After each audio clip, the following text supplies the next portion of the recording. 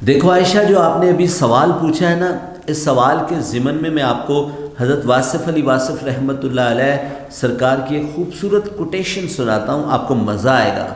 آپ نے فرمایا تھا کہ اللہ جب ظاہر ہی ظاہر تھا تو آپ لوگ چھپے ہوئے تھے، پھر اللہ چھپ گیا اور آپ لوگوں کو ظاہر کر دیا۔ اب بندے پر ہے کہ وہ چھپ جائے اور اللہ کو ظاہر کر دے۔ اس چھوٹے سے فکرے میں واصف علی واصف رحمۃ اللہ علیہ نے دنیا کی دو بڑی حقیقتوں کو ہمارے سامنے رکھا ہے۔ اس کے پہلے پورشن میں واصف صاحب نے کریشن آف یونیورس کو ہمارے سامنے بیان کیا ہے، اور دوسرے پورشن میں آبجیکٹو آف لائف کو ہمیں بتایا ہے۔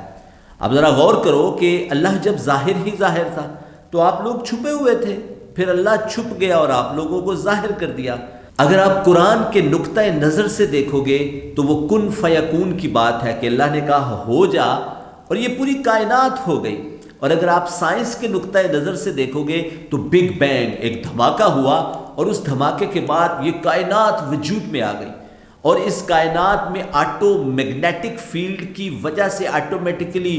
کہیں سورج بن گیا، کہیں زمین بن گئی، کہیں ستارے، کہیں سیارے، کہیں گلیکسیز اور کہیں ملکی ویوز، اور پتہ نہیں کیا کیا چیز کریٹ ہو گئی، اور یہ مسلسل بڑھ رہی ہے۔ حضرت علامہ محمد اقبال رحمۃ اللہ علیہ نے فرمایا تھا نا کہ آ رہی ہے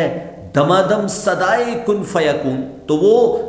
کن فیکون کی صدا دمادم مسلسل آ رہی ہے، اور جب تک یہ کائنات رہے گی یہ آتی رہے گی۔ تو پہلے پورشن میں کریشن آف یونیورس واصف رحمۃ اللہ علیہ نے ہمارے سامنے رکھ دی، اور دوسرے حصے میں آبجیکٹو آف لائف